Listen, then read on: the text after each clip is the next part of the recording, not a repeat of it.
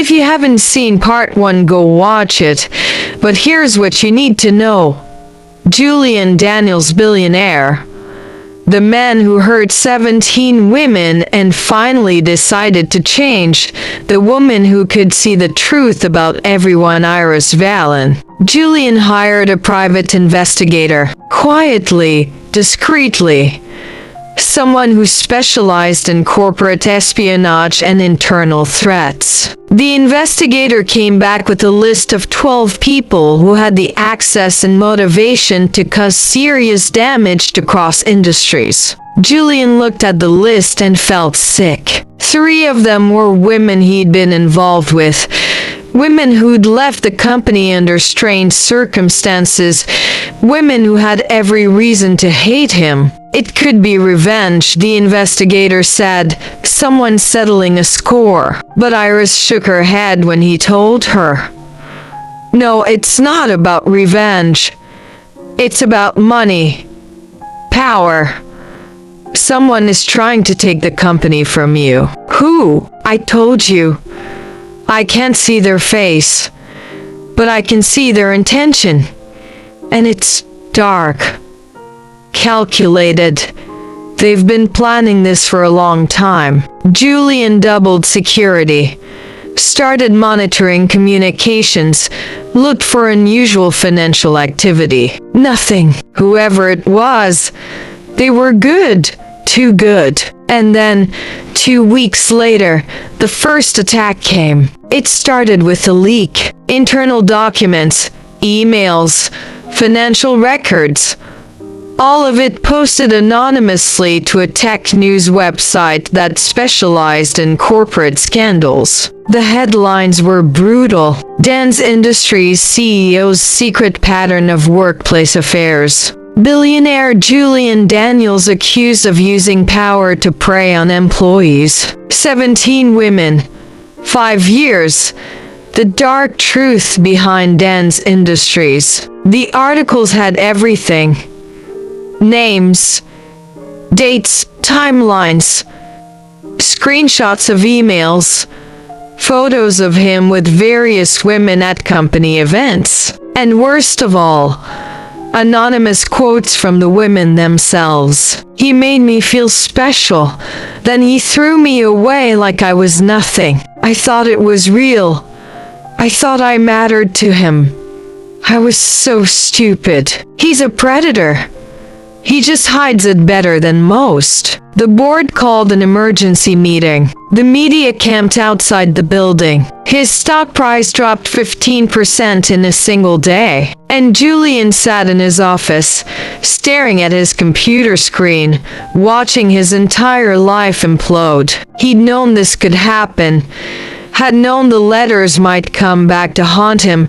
Had known that apologizing meant admitting guilt. But he hadn't expected it to hurt this much. Not because of the company, not because of the money, but because the women he'd hurt were being dragged through this all over again. Their pain put on display for the world to see, used as ammunition against him. He'd wanted to make things right. Instead, he'd made things worse. Iris found him that evening, still in his office, lights off, staring at nothing. She didn't say anything, just sat down next to him in the dark. "I'm sorry," he said finally. "You warned me. You told me someone was coming, and I wasn't prepared." "This isn't your fault," she said. "Yes, it is. All of it. The affairs, the hurt, Julian." She turned to face him. "What you did before was wrong. We both know that. But this attack, this isn't about justice. This is about destroying you, and whoever's behind it doesn't care about those women. They're using them, using their pain as a weapon." "How do you know?" "Because I can see it. The intention behind the leak. It's not righteous. It's malicious. Cold. Strategic." "Who would do this?" She was quiet for a long moment. Then she said, "I think I know, but you're not going to like it." "It's your CFO," Iris said. "Marcus." Julian's head snapped up. "No, that's impossible. Marcus has been with me since the beginning. He's my best friend." "I know. That's what makes it perfect." "Iris, you're wrong. Marcus would never." "When I look at him," she interrupted, "I see ambition. The kind that eats people alive. He's been in your shadow for 5 years, watching you get all the credit, all the glory, all the money, and he's tired of it. He's the CFO. He has plenty of money. It's not about money. It's about being the one in charge, being the one people admire, and you're in his way." Julian stood up, pacing. "Even if that's true, and I don't believe it is, why would he leak the affairs? How does that help him? Because if you're forced out, the board will need a new CEO. Someone who knows the company inside and out. Someone clean, someone who's been there from the beginning, loyal, trustworthy, never involved in any scandals." Understanding hit him like ice water. Marcus, Iris confirmed. "He's been planning this for months, maybe longer, collecting evidence, waiting for the right moment. And when you started apologizing to those women, writing those letters, he saw his opening, proof in your own handwriting that you'd done exactly what he was about to accuse you of." Julian sat down heavily. "I trusted him. I know. He's been my friend for 10 years. People betray the people they're closest to. It's easier. They already have access. How do we prove it?" Iris hesitated. "That's the problem. We can't. Not through normal channels. He's too smart. Too careful. Everything he's done is untraceable. Anonymous servers. Encrypted communications. He's been planning this for too long to leave evidence behind." "Then what do we do?" She looked at him, and in her eyes was something he hadn't seen before. Determination. "We use my ability," she said, "but it's going to require you to trust me completely, and it's going to be dangerous." Iris's plan was simple and terrifying. She would confront Marcus directly, use her ability to see through his lies in real time, get him to admit what he'd done, and Julian would record the entire conversation. "He'll never admit it," Julian said. "Not if he knows I'm listening. He won't know you're listening. I'll meet him somewhere private. Tell him I know what he's doing, that I can see it. He'll think I'm bluffing, but when I start telling him specific details, things only he would know, he'll panic. And when people panic, they make mistakes. What if he gets violent? Then you come in. You'll be close. Close enough to hear everything. Close enough to help if things go wrong." "Iris, this is insane. Do you have a better idea?" He didn't. "Why are you doing this?" he asked. "Why are you risking yourself for me?" She looked at him for a long moment. Then she said, quietly, "Because I've seen who you were, and I've seen who you're becoming, and the person you're becoming deserves a second chance." His throat tightened. "Iris, don't. Not yet. We get through this first, then we talk." They chose a restaurant, public enough to be safe, private enough to talk.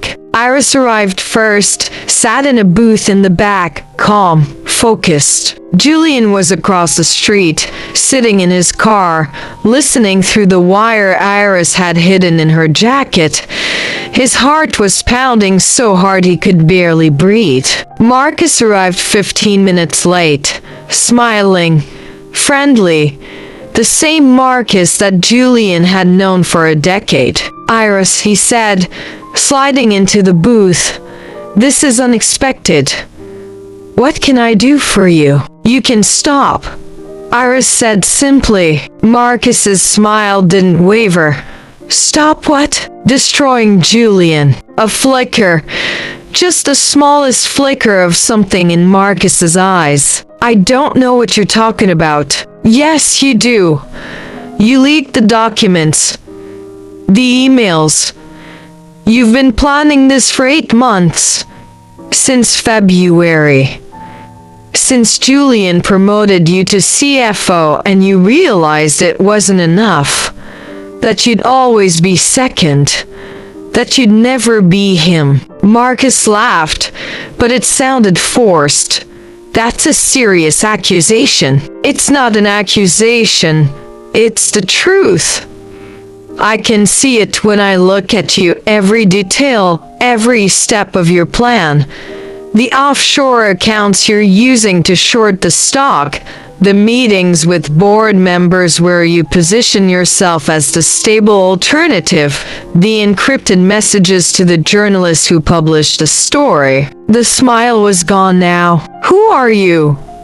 Marcus said quietly. "Someone who sees things other people don't." "You're bluffing."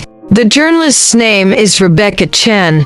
You've been feeding her information for 3 months.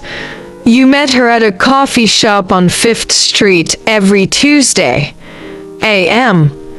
You paid her $50,000 for the first article, promised her another $100,000 for the follow-up that's coming next week, the one where you're going to leak financial irregularities that you yourself created." Marcus's face had gone white. "You can't prove any of this," he said. "I don't need to prove it.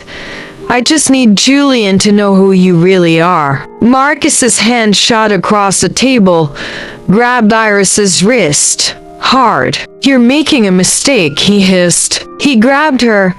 The man Julian trusted most in the world. The man who smiled at everyone. The man who shook hands at charity events. He grabbed her wrist across that table like she was nothing, like she was in his way. And Julian is sitting in his car across the street. He heard everything, every single word. But can he get to her in time? She confronted his best friend, his CFO, the man behind everything trying to destroy him. And Marcus grabbed her, right there, across the table. Julian heard it all from his car across the street. "This is where we pick up. Let her go," Julian said. His voice was deadly calm. He was standing in the restaurant now, had come through the door so quietly that neither of them had heard him. Marcus looked up, saw Julian. Something shifted in his face, calculation, then acceptance, then something darker. "How much did you hear?" Marcus asked. "All of it." Marcus released Iris's wrist slowly, sat back. The friendly mask was completely gone now. What was underneath was cold, bitter. 10 years, Marcus said. 10 years I've watched you. Golden boy Julian Daniels. Everything you touch turns to money. Everyone you meet falls in love with you. You build a $1 billion company and everyone acts like you did it alone. Like I wasn't there. Like I didn't work just as hard. Marcus, don't. Marcus's voice was sharp. Don't pretend you didn't know. Don't pretend you ever saw me as an equal. I was always just support staff to you. The guy who handled the boring financial stuff while you got to be the visionary. That's not true, isn't it? Marcus stood up. You gave me a title. CFO. Made it sound important. But everyone knew. I was never going to be CEO. That position was yours. Forever. And I was supposed to just accept that, be grateful for the scraps. So you tried to destroy me. I tried to take what should have been mine from the beginning. Iris was watching both of them, her hand on her wrist where Marcus had grabbed her. It's over, Julian said. I have your confession. Everything you just said, recorded. Marcus smiled, a cold, bitter smile. You think that matters? You think anyone will believe you? You're the villain in this story, Julian. The billionaire who preyed on vulnerable women. I'm the hero. The loyal friend who tried to save the company from your corruption. Even if you release that recording, I'll spin it. Say you fabricated it, that you're so desperate you're willing to frame your best friend. The board will believe me, will they? Your stock is in free fall. Your reputation is in ruins. Half the board wants you gone already. And I've spent months positioning myself as the alternative. The safe choice. The ethical choice. He leaned forward. You've already lost, Julian. You just don't know it yet. Julian felt something break inside him. Not his resolve. Something else. The last piece of him that had believed people were fundamentally good. But then Iris spoke. There's one thing you didn't account for, she said quietly. Marcus turned to her. What? Rebecca Chen, the journalist. She's here. Marcus froze. Iris nodded toward the bar, and there, sitting on a stool, laptop open, was a woman Julian didn't recognize.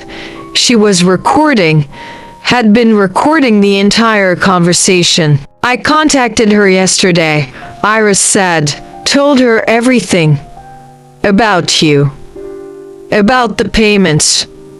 About the fabricated financial irregularities. She's going to publish the truth. And unlike you, she actually cares about journalistic integrity. Marcus's face went from white to red. It's over. Julian said, really over. For a moment, Marcus looked like he might do something violent. His hands clenched, his jaw tight. But then he just laughed, a hollow, broken sound. You win, he said. Again. Always. Golden boy Julian Daniels. And he walked out of the restaurant. They never saw him again. The story broke 3 days later. Not the story Marcus had wanted. The real story. Dens Industries CFO arrested for corporate espionage and fraud. Whistleblower exposes elaborate plot to destroy CEO. Julian Cross exonerated as new evidence emerges. The board issued a formal apology. The stock recovered. Some of the women Julian had hurt came forward publicly to say that while they didn't forgive him for what he'd done, they acknowledged he was trying to change. It wasn't perfect, it wasn't clean, but it was honest. And for the first time in his life, Julian felt like he could breathe.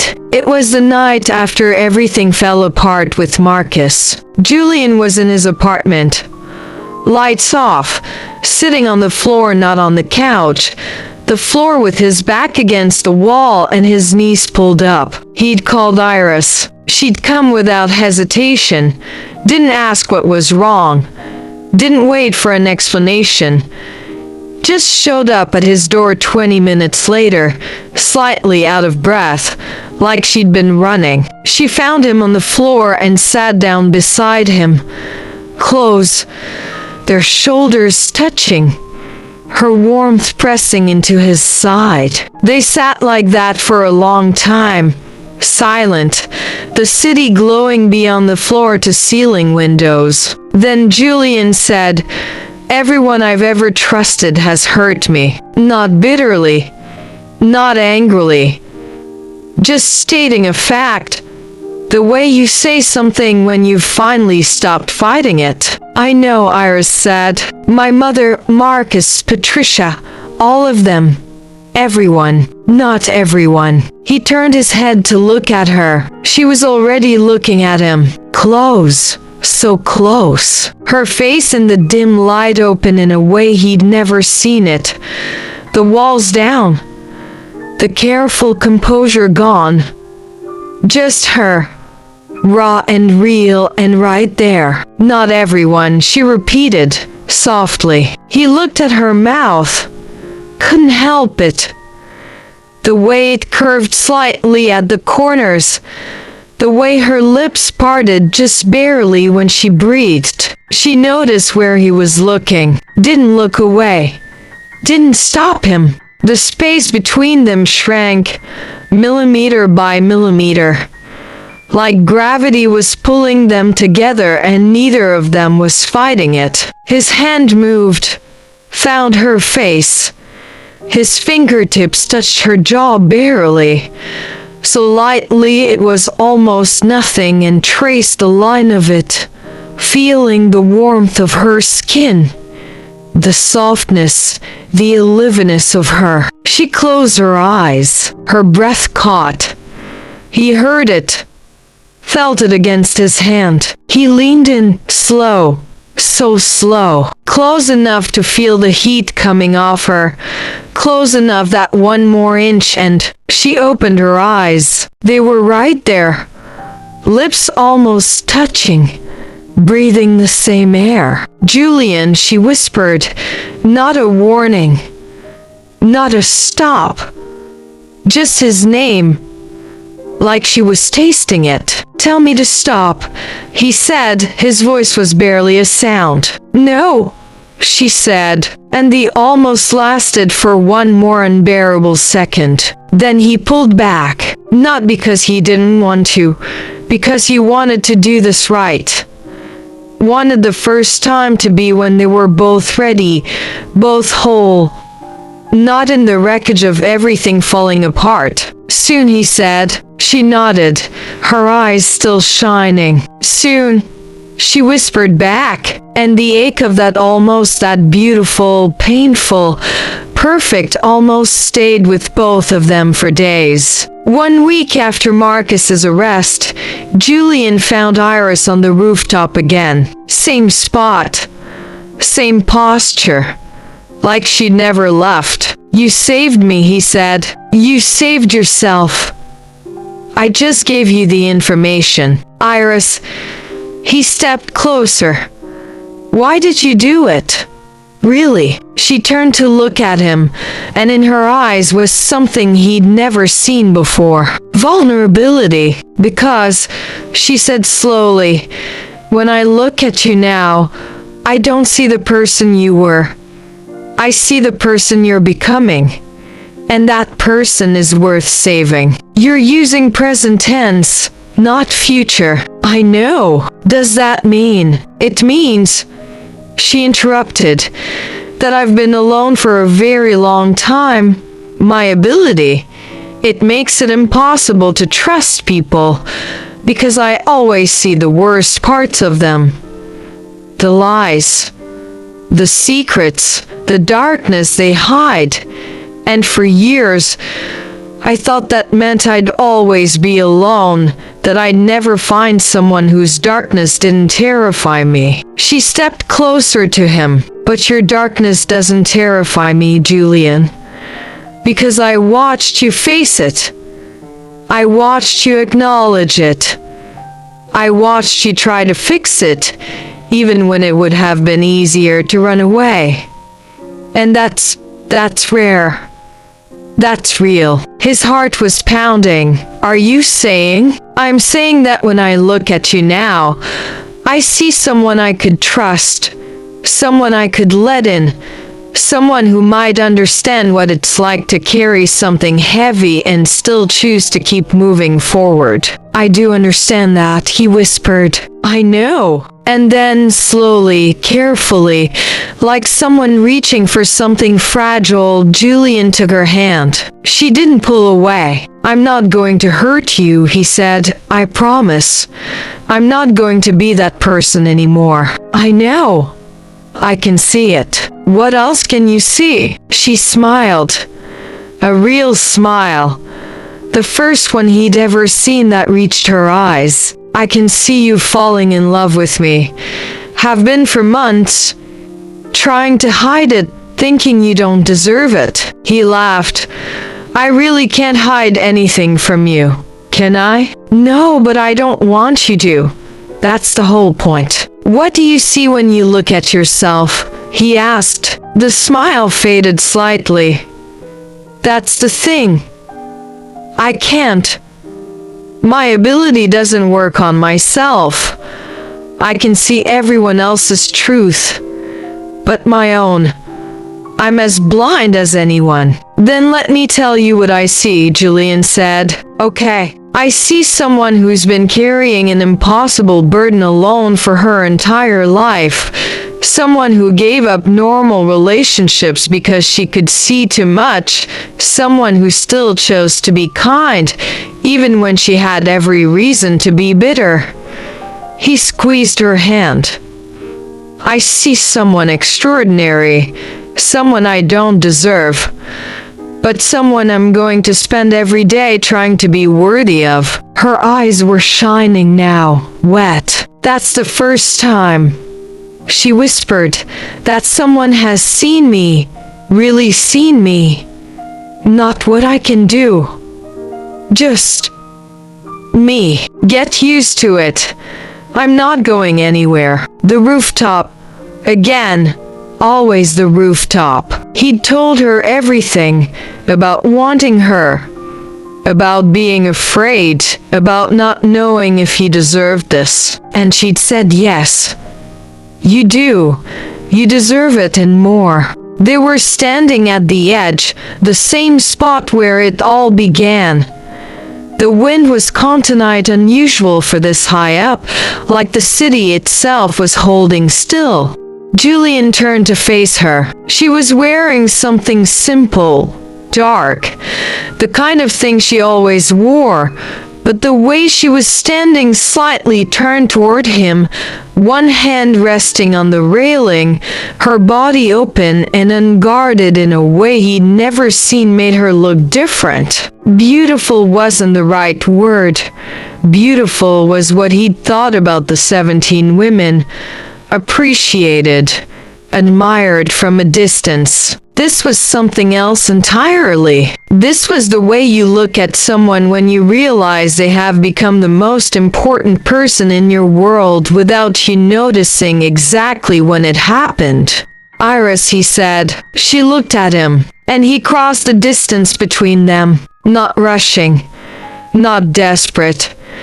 He moved toward her the way you move toward something precious, carefully, with intention. He stopped in front of her, close enough that he could see the city lights reflected in her eyes, could see the slight flutter of her pulse in her throat. He raised his hand, touched her face, the same way he had that night on the floor, fingertips against her jaw, but this time he let his hand slide further, into her hair, feeling the strands between his fingers, feeling the warmth of her scalp beneath. She leaned into his touch, closed her eyes, a small, involuntary movement, like she'd been waiting for this without knowing she was waiting. "Look at me," he said. She opened her eyes. He was right there, so close she could feel his breath. "I see you," he said, the same words she'd said to him. Returned, given back. "All of you. Not because I have your ability, because I've been paying attention for months.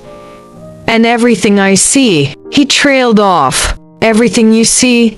she prompted, barely a whisper. "Makes me want to stay," he finished. And then she kissed him. Not quickly, not impulsively. She leaned forward, closed the last inch of distance between them herself.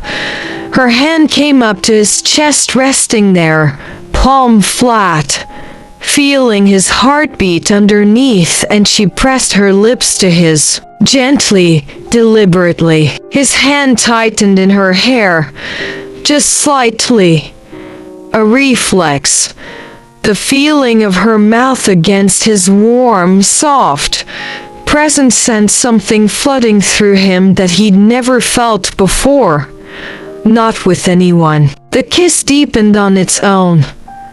Slowly, the way a tide comes in, gradual, inevitable, unstoppable. Her other hand found his, fingers lacing together the way they had across the conference table, but closer now, much closer. He pulled her in, not roughly, just closer, meeting the feeling of her body against his, the warmth of her, the realness of her. His arms settled around her waist like it had been waiting his whole life to go there. She moved into him, fit against him like something that had always belonged there. They kissed for a long time, long enough for the city to hum beneath them, long enough for the stars to shift slightly overhead. When they finally pulled apart, it was just barely.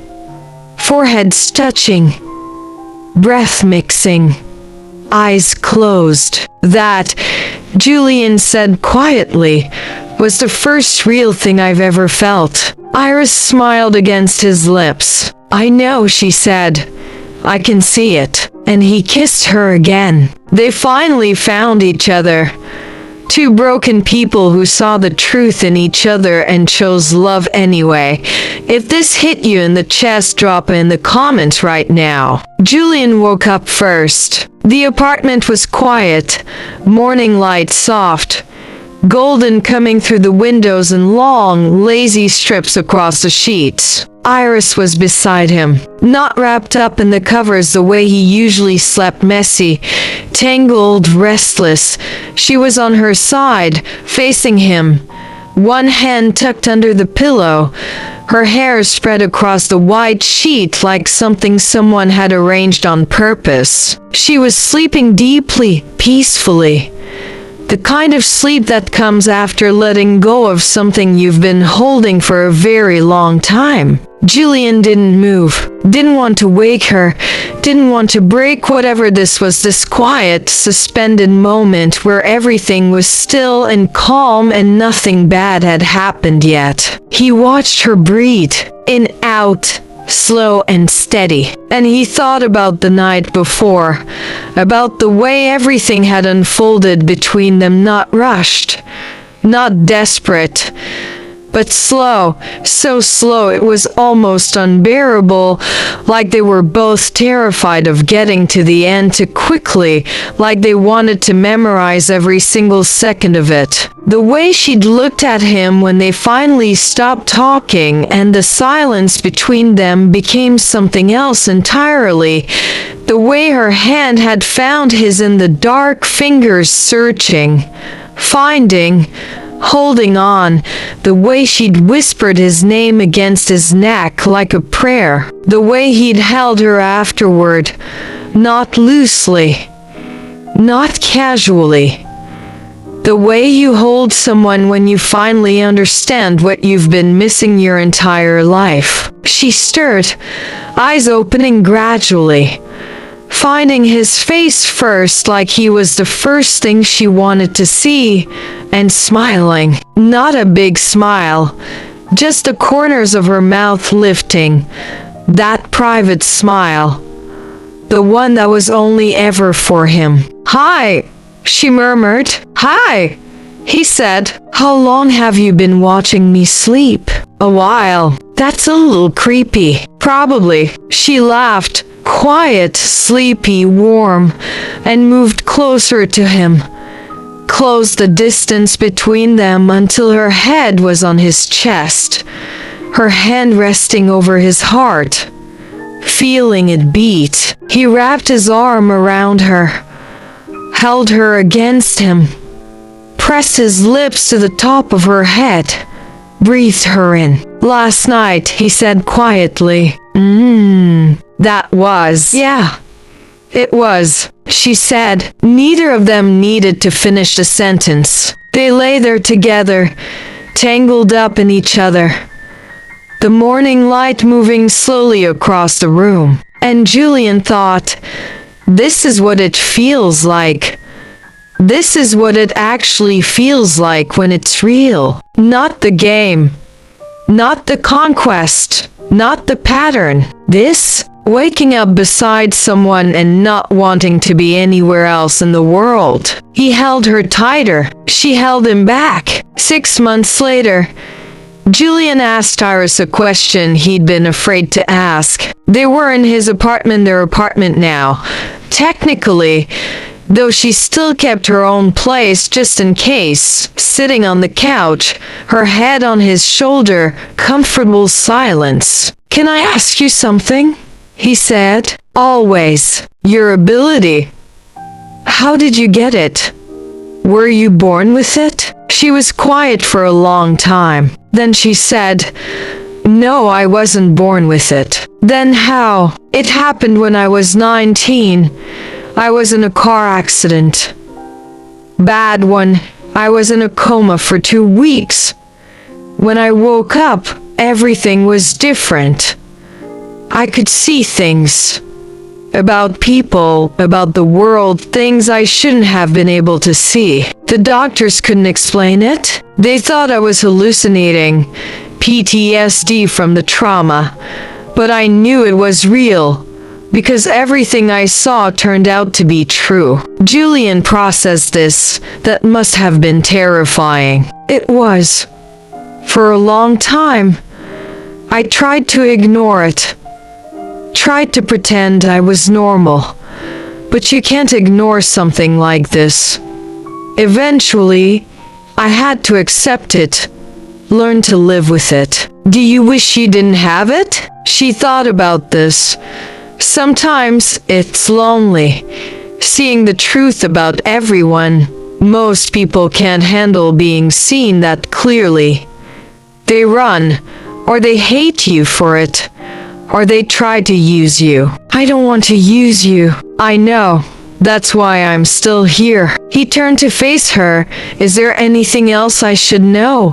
About you, about the ability?" She hesitated. "There is something," she said slowly, "something I haven't told you." His stomach tightened.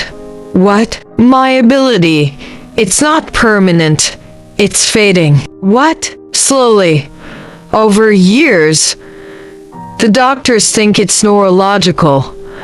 Whatever changed in my brain during the coma, it's reverting. Eventually, I'll be just like everyone else, blind to the truth, seeing only what people want me to see. When? I don't know. Could be 5 years, could be 10, or less, but it's happening." Julian took her hands. "And you're okay with that?" She smiled, sad but genuine. "Yes, because it means I'll get to experience what normal people experience. Trust, faith, not knowing for certain, just believing in someone because you choose to, not because you can see their truth. You'll get to be blind," Julian said, "like the rest of us." "Exactly. And that doesn't scare me anymore. Because I've already seen you. The real you. All of you. And when my ability is gone, and I can't see anymore, I'll still choose you. Not because I know, but because I believe." Julian felt tears on his face. "I love you. I know. I can see it. I'm going to keep loving you even when you can't see it anymore. I know that too." And they sat there together, holding each other. Two people who had found each other in the darkness and decided to build something real. Something that didn't need special abilities or perfect certainty. Something that just needed two people who were willing to try. But their peace didn't last. 3 months later, Julian got a call from his head of security. "We have a problem," the man said. "Someone's been accessing restricted files, financial records, client data, employee information." Who? We don't know yet. But whoever it is, they're good. Very good. Julian's blood went cold. Marcus? He's still in prison. Has been for 9 months. It's not him. Then who? We're working on it. But Julian, this is bigger than Marcus. This person has access to things Marcus never did. They're inside the system at the highest level. Julian told Iris that night. She listened quietly, then said, I need to see them. Whoever's doing this, I need to look at them. You can't see faces through computer screens. No, but I can see intention. If you gather your top-level executives, everyone with that kind of access, I can tell you who's lying. So they did. Emergency meeting. Top 20 executives. Julian told them about the security breach. Watched their reactions. And Iris watched them too. After the meeting, she pulled Julian aside. It's not one person, she said. What? It's two.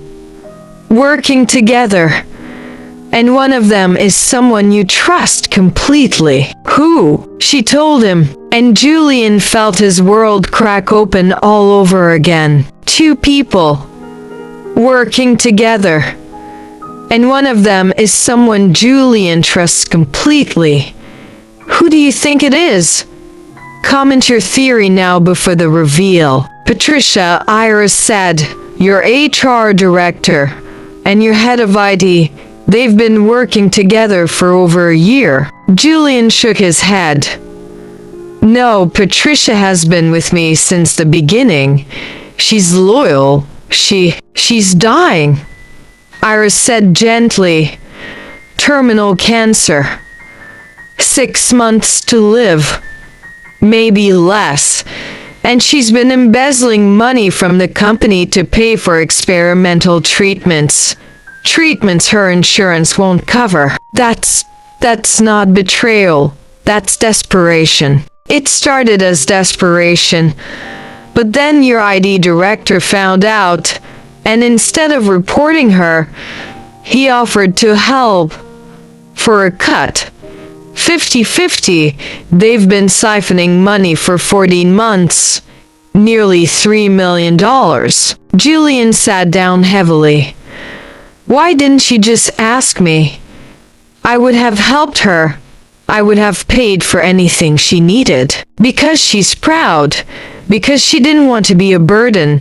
Because she thought she could handle it herself and no one would ever know. What do we do? That's up to you. Julian called Patricia into his office the next day. She came in smiling, professional, the same Patricia who'd been there for every major decision he'd made in 5 years. Patricia, he said, sit down. She sat, and maybe she saw something in his face, because her smile faded. You know, she said quietly. I know. A long silence. Are you going to fire me? She asked. No. She looked up, surprised. No? I'm going to pay for your treatments, all of them. Whatever you need. And then I'm going to give you a choice. You can stay and work for as long as you're able, or you can retire with full benefits and spend whatever time you have left with your family. She started crying. Julian, I stole from you $3 million. I know, and you're going to pay it back over time, however long it takes. But I'm not going to punish you for being sick. And I'm not going to let you die because you were too proud to ask for help. Why? She whispered. Because someone once told me that people deserve second chances, that change is possible, and because I'm trying to be the kind of person who believes that. Patricia cried harder. Thank you. Thank you. The ID director was a different story. He was arrested, charged convicted. But Patricia stayed, worked for another 6 months until the treatment started working and she went into remission. She's still alive today, still sends Julian a card every year on the anniversary of that conversation. Some stories end with mercy instead of justice, and sometimes that's enough. 2 years after they met, Julian took Iris back to the rooftop. The same place they'd first talked. The same place she'd told him she could see the truth. The same place where everything between them had quietly, impossibly begun. The city spread out below them like a carpet of lights. He'd planned it for weeks, not in the grand, dramatic way. No helicopter. No fancy restaurant, no choreographed flash mob or skywriting or any of the things Julian Cross could have easily afforded and easily arranged. He planned it quietly, carefully, the way he'd learned to do everything in the years since meeting her. The ring was simple, a single stone, not a diamond. Something warmer, amber, almost like trapped sunlight, like something that had been waiting underground for a very long time to be found. He'd chosen it alone, spent an afternoon in a small jewelry shop downtown, looking at case after case of beautiful things, until one caught his eye and he just knew. She was already there when he arrived, standing at the edge.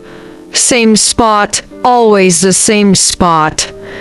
The city below them alive with light and noise and the ordinary miracle of millions of people going about their lives. She turned when she heard him, smiled. He walked toward her, stopped a foot away, and for a moment, just a moment, he felt the old fear, the thing that had lived in him since he was 12 years old, the voice that said, "You don't deserve this. You're going to lose it. Everyone you love eventually leaves or gets taken away." But then Iris looked at him with those eyes that saw everything, and the fear didn't disappear, but it got quieter. "You're nervous," she said. Terrified, he admitted. "Why?" He reached into his pocket, felt the small box. His heart was hammering. "Because I'm about to ask you the most important question I've ever asked anyone, and for the first time in my life, the answer actually matters." She went very still. Not the professional still, not the guarded still, the still of someone whose breath has just stopped. Julian opened the box. The ring caught the city light, glowed. He didn't get down on one knee, didn't follow the script, just held it between his fingers, close to her, and looked into her eyes. "Iris Valen," he said. His voice was steady. "Barely. I spent years believing that love was something I could take from people. Something I could collect and discard and never be changed by. And then you walked into my life and you saw through every single one of those lies in about 30 seconds. She let out a breath that was almost a laugh, eyes glistening. "You didn't just see me," he continued. "You refused to let me hide. You held up a mirror and made me look at myself, the real me, the broken, scared, selfish me, and you didn't run. You stayed. And you made me want to be someone worthy of that." His hand was shaking. He didn't try to hide it. "I can't promise you perfect," he said. "I can't promise I won't mess up. I can't promise I won't be afraid sometimes, but I can promise you this. I will spend every single day of my life trying to be the man you saw when you first looked at me. The one underneath all the armor. The one who just wanted to be loved." A tear slipped down her cheek. She didn't wipe it away. "Will you marry me?" he whispered, and she did something he didn't expect. She stepped forward, closed the distance between them completely, took his face in both hands the way you hold something you never want to let go of and kissed him. Deep, long, unhurried. He kissed her back, one hand still holding the ring, the other finding her waist and pulling her close, holding her against him the way he always did, like she might disappear if he held her any looser. When they finally broke apart, she was laughing, crying, both at the same time. "Yes," she said. "Yes. Obviously, yes." He laughed too, the kind of laugh that comes when relief and joy and love all arrive at the same moment and your body doesn't know which one to feel first. He slid the ring onto her finger. It fit perfectly. Of course it did. And then he pulled her back to him, wrapped his arms around her completely, held her so close she could feel his heartbeat against hers, fast, unsteady, alive. "I love you," he said into her hair. "I know," she whispered back.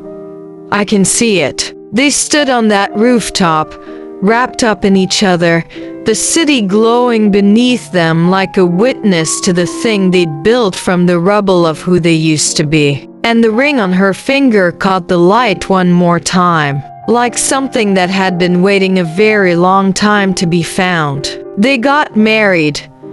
The man who'd hurt 17 women, and the woman who could see the truth about everyone. If you believe in second chances, if you believe people can really change, drop a comment. They got married 6 months later. Small ceremony. Just close friends and family. No press. No spectacle. Iris wore a simple white dress. Julian wore a suit that cost less than his usual suits because she'd told him she didn't care about expensive things. They wrote their own vows. Julian went first. "Iris, you saw me at my worst. You saw the person I was ashamed of. The person I'd spent years trying to hide. And instead of running, you stayed. You challenged me. You made me want to be better. Not for you, though I wanted that too, but for myself. You taught me that change is possible, that the past doesn't define the future, that being seen completely and loved anyway is the most powerful thing in the world. I promise to spend the rest of my life being worthy of that gift." Iris went second. "Julian, when we met, I'd given up on finding someone who could handle the truth, who wouldn't run when they saw all of me, the ability, the loneliness, the weight of knowing too much. But you didn't run. Even when I told you things you didn't want to hear, even when I saw parts of you that you wished didn't exist, you faced yourself. And that took more courage than most people have in their entire lives. I promise to keep seeing you, all of you, the light and the dark, and to love every part, even the parts you're still learning to love yourself." 5 years into their marriage, Iris woke up and knew something had changed. She woke up blind, not literally. Her eyes opened. The room was there. The light was there. Julian was there, beside her, sleeping on his stomach the way he always did, one arm stretched across the space between them like he was reaching for her even in sleep. But the other thing, the seeing, was gone. She'd known it was coming, had felt it fading for months, like a radio signal getting weaker and weaker until one morning it's just static. She sat up, looked at Julian, and for the first time, she didn't see his truth, didn't see his feelings, his fears, his secrets, his wounds. She just saw him, a man, sleeping, breathing, alive. And the strangest thing happened. She wasn't afraid. She'd spent her entire adult life terrified of this moment, The day she'd be just like everyone else. The day she'd have to navigate the world without knowing what people were really thinking and feeling and hiding. But sitting there in the quiet morning light, looking at the man she'd chosen, the man who'd chosen her back, over and over, every single day she felt something unexpected, free. She reached out, touched his back, just her fingertips, feeling the warmth of him, the rise and fall of his breathing. He stirred, turned his head, one eye opening. "Morning," he mumbled. "Morning." He smiled, that sleepy, unguarded smile that she loved more than almost anything else in the world. Then he noticed something in her face. He sat up, fully awake now, searching her eyes. "It's gone," she said, simply. He understood immediately. "Are you?" "I'm okay." She took his hand, laced their fingers together. "I'm actually okay." "How do you feel?" She thought about it, really thought about it. "Scared," she admitted. "A little. Because I can't see you anymore. Not the way I used to. I can't know for certain what you're feeling, what you're thinking, whether you're happy or..." "Hey!" He squeezed her hand, shifted closer, put his other hand on her cheek gently, the way he'd learned to touch her over the years, like she was something worth being careful with. "Look at me." She did. "I love you," he said. "I'm happy. I'm not hiding anything. And I'm not going anywhere. But I can't see it anymore." "No, but you can feel it." He leaned in, pressed his forehead against hers, the way they did sometimes, not a kiss. Something quieter than a kiss, something more intimate.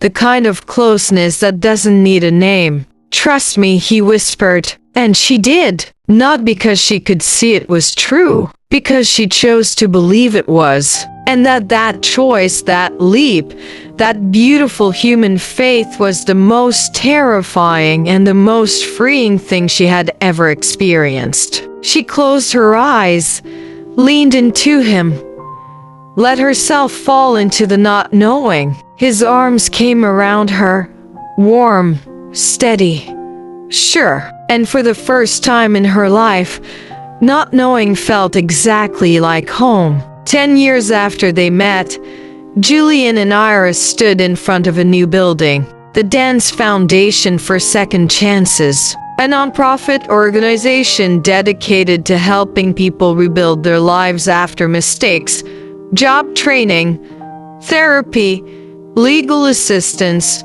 financial support. It was funded entirely by Julian's personal fortune, run by a board that included 3 of the 17 women he'd hurt years ago, women who'd chosen to forgive him, not because he deserved it, but because they wanted to turn their pain into something meaningful. "Are you ready?" Iris asked. "I think so." They cut the ribbon together. Cameras flashed. Reporters asked questions. And Julian thought about the person he'd been when he met Iris. The man who'd used people, who'd thought power meant taking whatever he wanted without consequence. That man was gone. In his place was someone who understood that real power comes from lifting others up, from acknowledging mistakes, from spending every day trying to be better than you were the day before. "You did it," Iris whispered. "We did it," he corrected. And they walked into the building together, hand in hand, ready to help other people find the second chances they'd given each other. 20 years after they met, Julian and Iris returned to the rooftop one final time. The company had changed.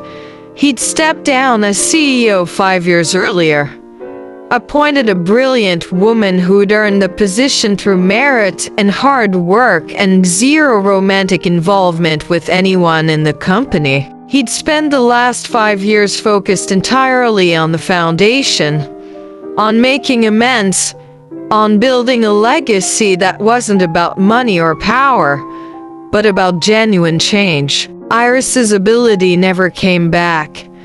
She was fine with that. More than fine. She'd gotten to experience the full spectrum of human connection, the uncertainty, the trust, the beautiful leap of faith that comes with loving someone without supernatural assurance. They stood at the edge of the rooftop, looking out over the city, older now, grayer, but still together. "Do you ever regret it?" Julian asked, "choosing me? After everything you saw?" "Never," she said. "Not once. Even now that you can't see anymore? Especially now. Because I chose you, not because I had to. Not because I could see your truth and knew you'd change, but because I wanted to. Because I believed in you. And that belief was the right choice." He put his arm around her. "I love you. I love you too." And they stood there, two people who'd saved each other, who'd built a life from the ruins of who they used to be, and who proved that even the most broken among us can find redemption if we're brave enough to face ourselves honestly. The city lights sparkled below them, and for the first time in a very long time, everything felt exactly as it should be. 20 years, from the man who hurt 17 women, to the man who built a foundation to give people second chances, from the woman who could see everyone's truth, to the woman who finally learned to trust without seeing. If this story changed something in you, if it made you believe that people really can change, drop A in the comments. And if you made it all the way to the end, you already know what kind of person you are. Thank you for watching. And thank you for staying until the end.